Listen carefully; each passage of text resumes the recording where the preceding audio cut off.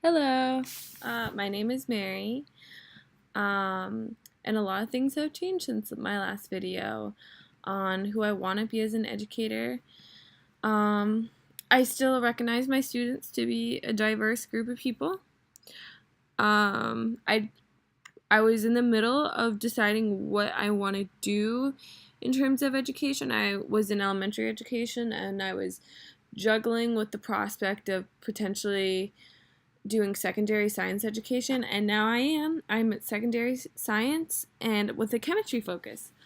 So I'm really pumped for that, and I can't wait to do that and to keep going on this journey of chemistry here at NYU and education as well, for that matter.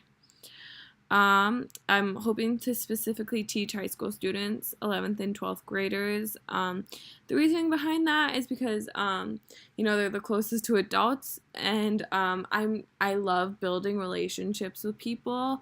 I feel like the older they are, the more meaningful the relationship will be, and I feel like when they're kind of like that old, not that you can't when you're young, but I feel like I can spark some scientific curiosity in them.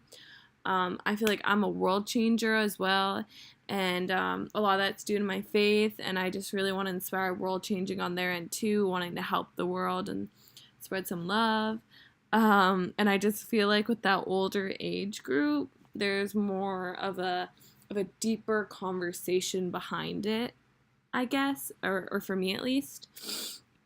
Um, as a teacher, I kind of came up with this idea. I want to be a friend, um, in the sense that, if I do get a job outside of college like that, I'm going to be young appearing to them. I look young. So, I mean, I don't want to come off as a strict teacher. I don't think I personally look like I fit the part, nor does my personality fit that part. So I just want to be their friend ultimately. But I want to be, the friend who grades them and the friend who kind of like pushes them. The chemistry forced me to realize I'm not a genius, and it's not that I thought it before, but I thought I could get away with a lot. And the thing is, I'm not like a lot of my fellow peers here at NYU who are so smart and maybe they just need to pull an all-nighter and do well on a chemistry exam, whereas like I need 5 days of prep. Um, and I think it was important, my failure as a student here, because it made me sit down and realize I'm not some genius who can pull an all-nighter. I'm me, and I have my strengths and weaknesses. And in our inquiries class, we've been learning the importance of playing to everyone's strengths. No one is only weaknesses. People just have specific strengths. And chemistry is so hard. And as a subject, it makes people sit down and have to analyze what are their strengths. Okay, what is the best way I can learn this material? And I feel very passionate about that now after this class, is that, I'm my class is going to be a tough one. It's chemistry, maybe AP chemistry, I don't know, maybe honors. And my students are going to be discouraged because honestly, chemistry is so discouraging for a lot of people when they first walk in.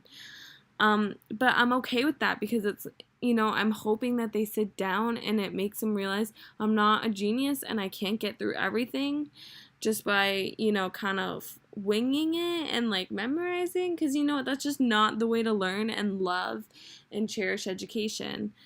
Um, so I guess as a teacher, I kind of hope that, changes them. That idea that they have to sit down and realize their mind is different.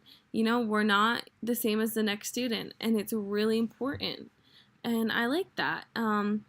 I also found the concept of experience to be really important. That we use experience to educate people, and I think almost I've become disappointed in the lab at NYU, the chemistry lab. The way that they design the lab is that they have us come in reading like a few pages of like textbook material on chemistry, and then we come in and perform the experiment. Honestly, I almost think the best way we could do this is to do procedure, analyze our procedure, follow the steps, and then once we've done the experiment, then we learn the background knowledge behind it. That way we can like point here, and like how the experiment tied into this.